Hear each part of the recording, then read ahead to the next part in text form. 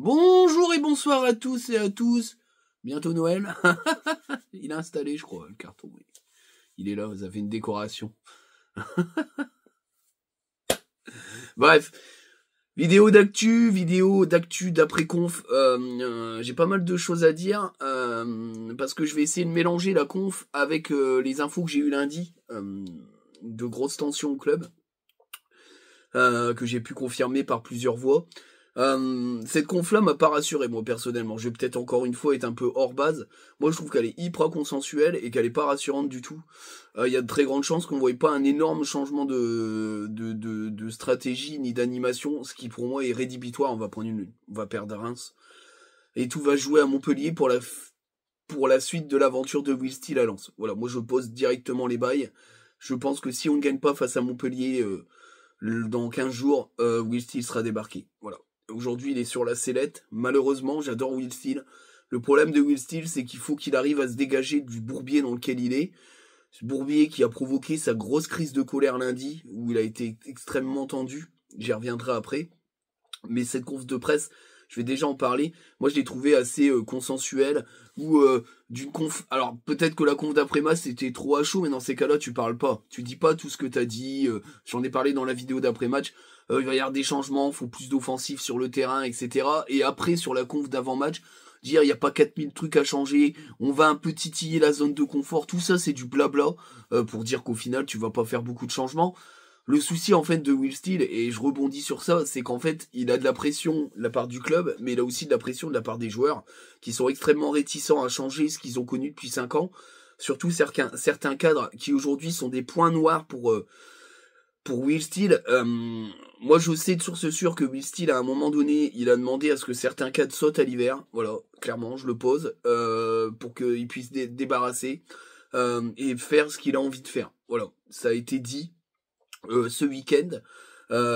Cette volonté de faire sauter les cadres qui ne sont pas dans le droit chemin a été reçue plus ou moins bien par la direction qui ne mettra pas un pion, ne mettra pas une thune dans ce mercato d'hiver. C'est pour ça aussi qu'il y a eu une grosse tension lundi, parce qu'il y a eu une réunion après le match.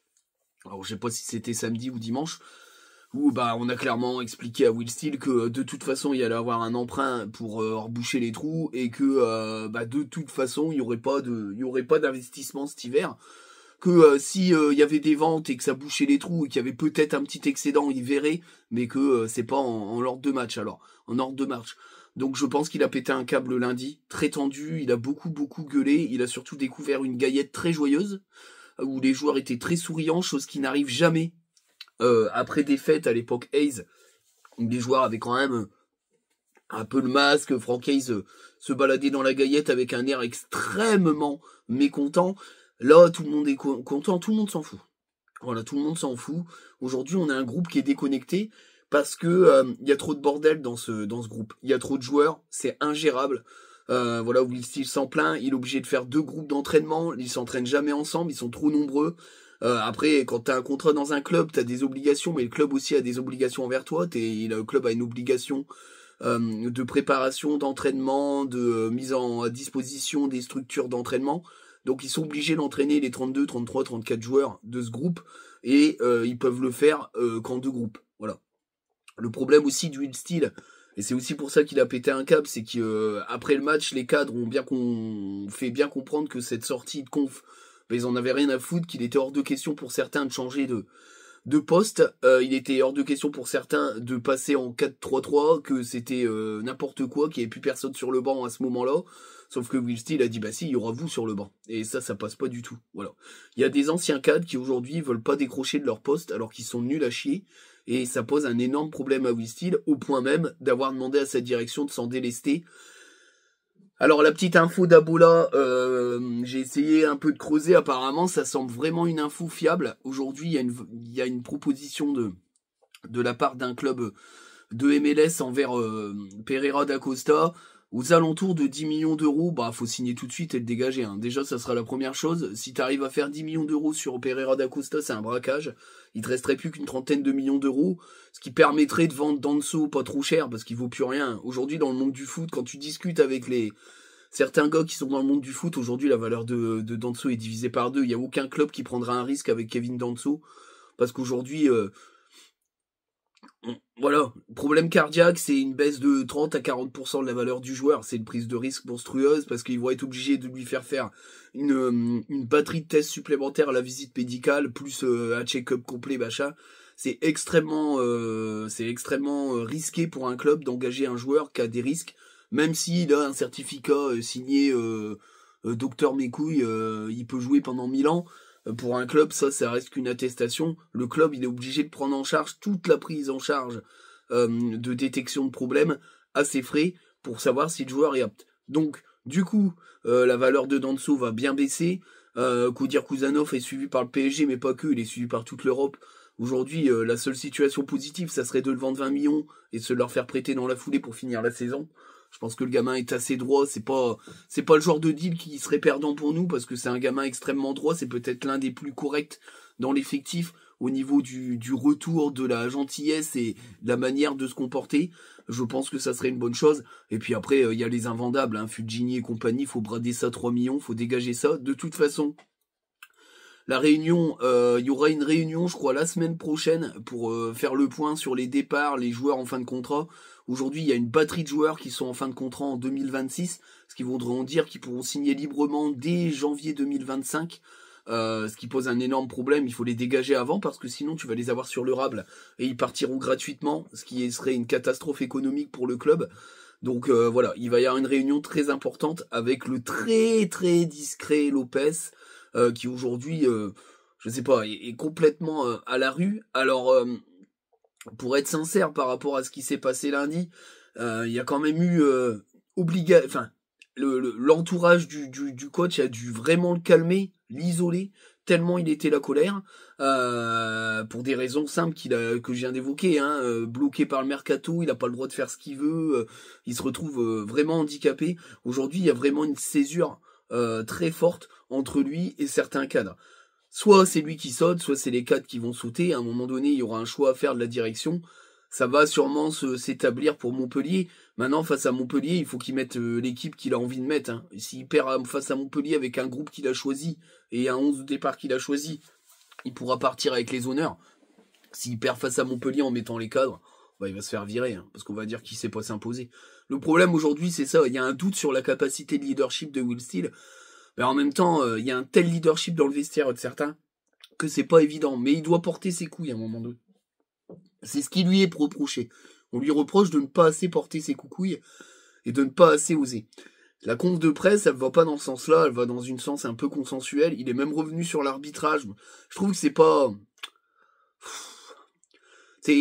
C'est pas l'arbitrage qui fait que Enzola il loupe plein d'occasions. C'est pas l'arbitrage qui fait que quand Enzola il est sur le côté droit, il y a personne dans la surface de réparation pour l'aider. C'est pas l'arbitrage qui fait que Florence Otoka a frappé 0 fois au but sur 50 minutes. C'est pas l'arbitrage qui fait que Frankowski il a fait un bon centre dans le match sur Medina. Le reste, il a envoyé des pétarades au 3e poteau.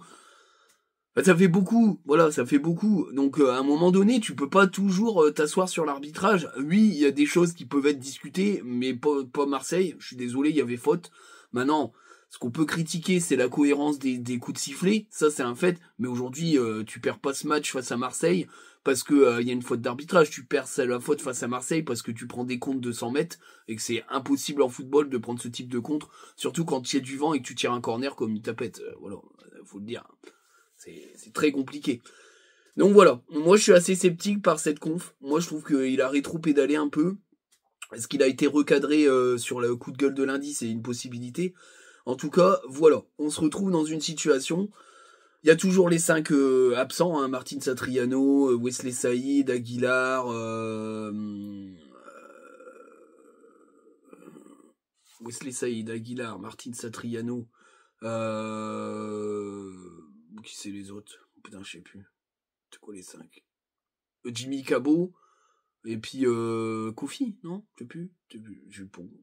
Puis Gagnou, hein, beaucoup se posent la question, Gagnou il a disparu, mais Gagnou il est très gravement blessé, donc il va pas revenir tout de suite.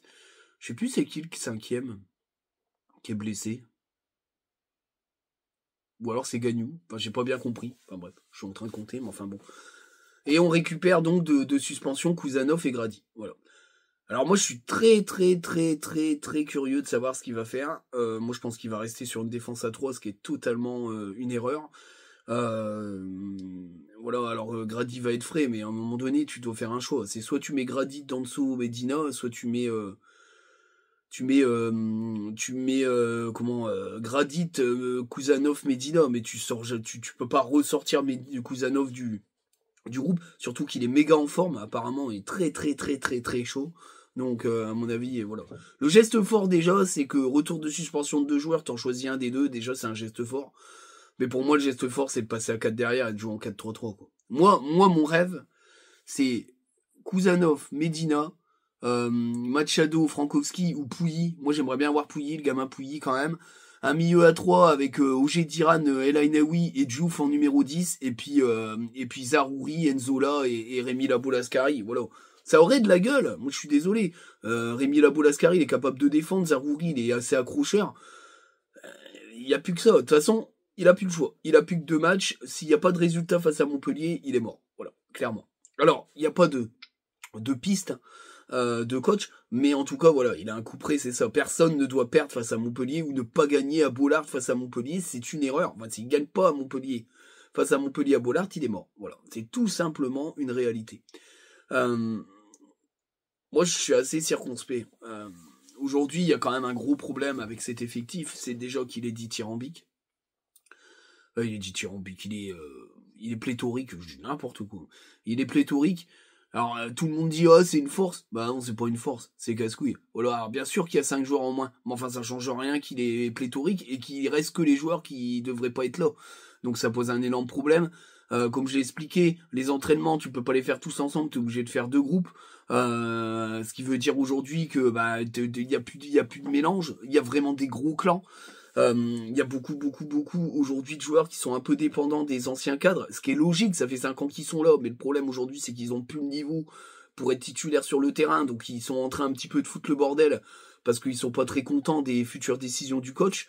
À un moment donné, t'es Will Steele, tu dis eh, les gars, voilà, y a pas de résultat, on n'a pas gagné un match depuis je sais pas combien de temps, voilà, on change. Voilà. Vous allez aller sur le banc, vous allez apporter votre expérience en sortie de banc. Si vous ne l'apportez pas, ben tant pis pour vous. Si le résultat est fait, ben vous jouerez peut-être pas les matchs. En tout cas, voilà, c'est ça. Moi, j'attends Will Steele là. Si Will Steele ne fait pas ça, il va s'écrouler. Voilà, moi je le dis sincèrement. Alors j'aime beaucoup Will Steele, mais il est menacé. Clairement, il est menacé de ce qui revient, il est menacé. Voilà. C'est assez tristoun, mais il est menacé. Alors le problème de Saïd, c'est pareil. Wesley Saïd, c'est l'exemple type de ce qui n'a pas été sur ce début de saison. Will Steele, il voulait s'en séparer. Voilà, de Wesley Saïd, il voulait lui trouver une porte de sortie pour recruter, soit faire intégrer un jeune attaquant, soit recruter un attaquant, soit un prêt d'un jeune talentueux, soit, enfin bref. Le problème, c'est que il a fait une bonne prépa et que le gang des anciens a été voir Will Steele en même temps. Ben on garde, t'as vu la prépa, il a marqué 6 buts, enfin machin, il va nous aider, c'est son année. Alors Will Steele a été un peu emmerdé, ils ont été un peu foutre le bordel en mode c'est pas la peine de recruter, vous dites qu'il y a pas d'argent, machin. Ça a été voir même jusqu'à Pierre Drey aussi pour foutre le bordel. Résultat, il l'a gardé. Blessure de Satriano, tout le monde a dit ben on vous l'avait dit. Résultat, Wesley Saïd, qui devait être que dans la rota, se retrouve propulsé titulaire, obligé de faire une préparation spécialisée pour le remettre sur 90 minutes, parce qu'il faut savoir que dans le football, t'as pas la même type de prépa quand t'es plutôt dans la rota que titulaire. Il y a une prépa spécifique, hein, au niveau des temps de jeu. Donc ils ont dû refaire une prépa. Comme Wesley Saïd est très très léger sur son hygiène de vie personnelle, jet, etc. Bah ça a pas loupé. La prépa elle a pas tenu, il a pété. Voilà. Et résultat, il est pas là il sera pas là avant janvier. Il y a des étapes, hein. Il sera pas là avant janvier. À mon avis, ça va être très compliqué pour lui. Et de toute façon, il va revenir, il sera sur le banc. Donc il briguera jamais une place de titulaire avant le mois de janvier. Et de toute façon, il est voué à dégager. Donc voilà. Alors le problème de l'effectif, il est aussi ça, c'est qu'il y a une réunion qui a eu lieu La semaine dernière, je crois, il y aura une réunion dans les prochaines semaines, parce qu'aujourd'hui, il y a pas mal de contrats qui se terminent en 2026, ce qui veut dire que les joueurs sont libres de signer dès janvier 2025, ce qui veut dire que là, cet été, l'été 2025, dès le... Merde, je dis des conneries, pas... Ils sont libres de signer dès janvier 2026, pardon. Je dis des conneries. Donc là, l'été 2025, il faut dégager ces joueurs-là et en tirer une petite plus-value. Le problème aujourd'hui, c'est le salaire. Le problème aujourd'hui, c'est que les joueurs veulent pas baisser leur salaire et qu'ils préfèrent négocier un salaire sans que les clubs payent une indemnité. Voilà. Ce qui veut dire qu'ils en ont strictement rien à foutre du club. Et il faut le dire, ils en ont strictement rien à foutre du club. Donc cette espèce d'adoration de certains joueurs qui sont populaires, qui ont le club chevillé au corps, c'est de la mécouillerie absolue. Surtout que au moins un quart, 2/3 d'entre eux ont contacté Franck Hayes pour pouvoir voir s'ils pouvaient aller à Nice. Hein, on sent l'attachement au club. Voilà. Et ces joueurs-là sont sur le terrain et ces joueurs-là enchaînent les matchs et n'en ont strictement rien à foutre, même si on peut on peut les dédouaner que quand t'as fait 5 ans où à tirer à mort, tu peux avoir un moment donné de rechute physique, mais ça date pas de là cet été. Je veux dire, un mec comme Sotoka, il est nul depuis janvier 2024. Un mec comme Fujini, il a rien montré depuis qu'il est arrivé quasi. Il a marqué un coup franc face à Séville, il a très peu fait de matchs référence, c'est une déception depuis qu'il est arrivé. Thomasson, il sort d'une année cataclysmique. Il a été plutôt pas mal depuis le début de la saison, mais je trouve que ça descend un peu. Joe Grady, je l'ai trouvé pas si terrible que ça en fin de saison, le début de saison, même si, vous voyez, il y a toujours une forme d'analyse un peu sympatoche. Moi, je trouve qu'il est en retrait par rapport aux autres défenseurs centraux de cette équipe, même si c'est un peu la mode en ce moment, et c'est ça qui me dérange de taper sur Medina, en mode tous les problèmes viennent de Medina. Je trouve que c'est une manière de pas mettre les problèmes sur Grady, qui est bien ancré, le bon voisin lensois, et qui est un des plus mauvais défenseurs centrales depuis le début de la saison, à point même qu'il est sorti du 11 de départ, et qu'il n'y est que parce qu'il y a eu des blessures, un Danso en difficulté, Kuzanov suspendu. Enfin voilà, à mon avis, entre Kuzanov et lui, il n'y a pas photo, quoi. Clairement. De toute façon, on a encaissé beaucoup plus de buts depuis que Kuzanov est plus titulaire que quand Kuzanov était titulaire. Ça, c'est clair, net et précis. Voilà, il n'y a rien à dire là-dessus. Et voilà, à un moment donné, il n'y a pas de secret, quoi. Quand t'as un groupe qui est en difficulté et que tu l'as pas vraiment renouvelé ou que tu l'as pas exfiltré, bah tu payes. Hein. Tu payes malheureusement Tu payes malheureusement sur la saison d'après où t'as que 4-5 recrues et que ces recrues-là peuvent pas être seuls, tout modifier. Voilà, c'est dommage. Martin Satriano, sa blessure, c'est une grande perte. Moi, je le sais parce que les retours, c'est ça. Hein. C'est que Will Steele comptait beaucoup sur Martin Satriano avec un rôle un peu à la Sotoka de joueur un peu polymorphe. Il est extrêmement déçu parce qu'en plus, c'est un Sotoka qui avait 6-7 ans de moins. Donc, quand même ultra en forme, hein, parce qu'il a 24 ans. Martin Satriano n'est pas vieux. Mais voilà, malheureusement les croisés, c'est triste, mais c'est la vie. Et il faut faire avec, mais je pense que faudra pas rêver, c'est pareil, je pense que la colère de Will Steele a aussi lié au fait qu'on a clairement fait comprendre à Will Steele qu'il n'y aurait aucune entrée d'argent du président cet hiver, qu'il y aurait des ventes, que s'il y a un peu de sous en plus, ce qui est pas imaginable, ben, il y aura un recrutement, sinon il y aura rien du tout, des prêts peut-être, et encore... Voilà, c'est des prêts, des petits coups comme ça, des prêts de joueurs en manque de temps de jeu, de grosses équipes. Ça pourrait le faire sur 6 mois, pourquoi pas. Mais il y aura rien, il y aura pas d'entrée significative. Voilà. Je veux dire, le président attend de savoir comment on va vendre pour voir la hauteur de l'emprunt, parce qu'il y aura un emprunt. Voilà. Donc c'est aussi pour ça que Will Steele a fort pété un plomb. Qu'il a dû être calmé à un point, voilà, ça a été assez chaud, il est très en colère, pour plein de raisons que j'ai citées avant. Faut espérer que ça aille mieux, mais en tout cas le test de vendredi, moi je m'attends pas à une victoire, hein. Si on gagne c'est un miracle, mais je pense qu'on va perdre, mais avec la manière. Je veux dire, si on prend une branlée, qu'on est nul, que t'as toujours les mêmes mecs sur le terrain et qu'on est nul, ça va être compliqué, quoi. Ou alors il va se servir de ce match-là pour dire les gars, ça y est, c'est fini. Voilà, on a mis les mêmes mecs, on a essayé de vous faire changer, ça va pas, ça y est, c'est fini. Face à Montpellier à domicile, c'est une toute autre équipe. ça peut être chaud, tu peux perdre 3 points un peu en mode harakiri, mais ça peut être mais c'est quand même assez tendax parce que ces mecs-là ils tiennent le vestiaire quand même. Donc à un moment donné, quand tu tiens le vestiaire mais que t'es plus indiscutable sur le 11 de départ, c'est quand même difficile de tenir le vestiaire. Le problème c'est qu'il y a très peu de cadres qui émergent hors ces cadres-là. Faudrait des mecs à qui on donne des responsabilités. Voilà. Alors on sait qu'Enzola est très proche de Medina et que personne ne le fait chier, mais le problème d'Enzola c'est que pour l'instant il n'a pas enchaîné les buts, donc il est difficilement incontestable. Un mec comme Andy Diouf est hyper talentueux, mais le problème c'est qu'il a pas l'aura d'un leader. Puis voilà, Medina il est un peu discuté en externe surtout par pas mal de supporters, alors que moi je trouve qu'il fait plutôt pas un mauvais début de saison. Bien sûr il prend un rouge, ça l'a perturbé, mais le match face à Marseille, je trouve que c'est quand même très dur. C'est surtout du côté de Sarr qu'il y a eu des soucis.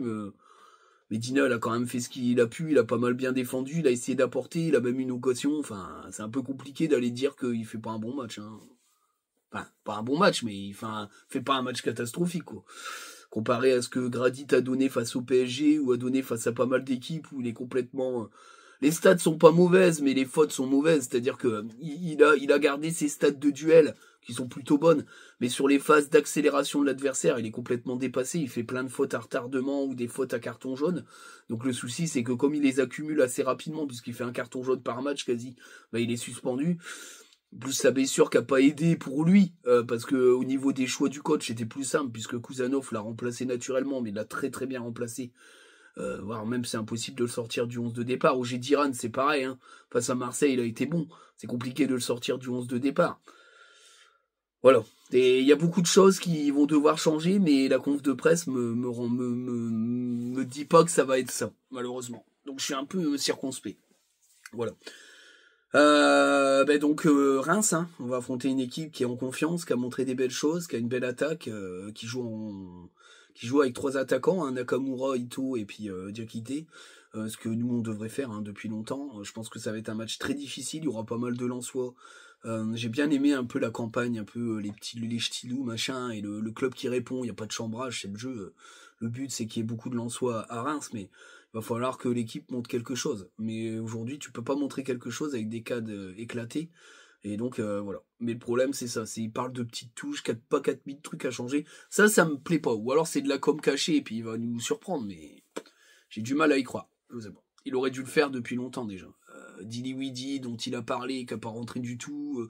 Pouilly qui l'encense, il a même pas fait souffler Frankowski. J'aime pas trop cette com où il dit des choses et puis au final on n'en voit pas la couleur, donc c'est un peu compliqué, quoi. C'est un peu compliqué. Voilà pour cette vidéo, j'espère qu'elle va vous plaire. J'ai pas eu plus d'infos que ça sur les détails du truc, mais voilà, c'est quand même important de savoir qu'il y a eu de grosses tensions lundi, qu'il n'était pas content du tout, et du match, et des réunions qui ont eu lieu entre deux, et du comportement de certains joueurs pas forcément attristés, peinés par les résultats. Donc voilà, alors même s'il dit qu'il y a de la frustration, il va pas dire que les joueurs s'en battent les couilles de perdre les matchs en conférence de presse, mais il y a une frustration mon cul, quoi. Quand t'arrives le lundi et que tout le monde rigole et tout sourire, ou une grande partie, c'est un peu compliqué quand même. C'est un peu compliqué. Sur ce, je vous dis ciao, salut les amis.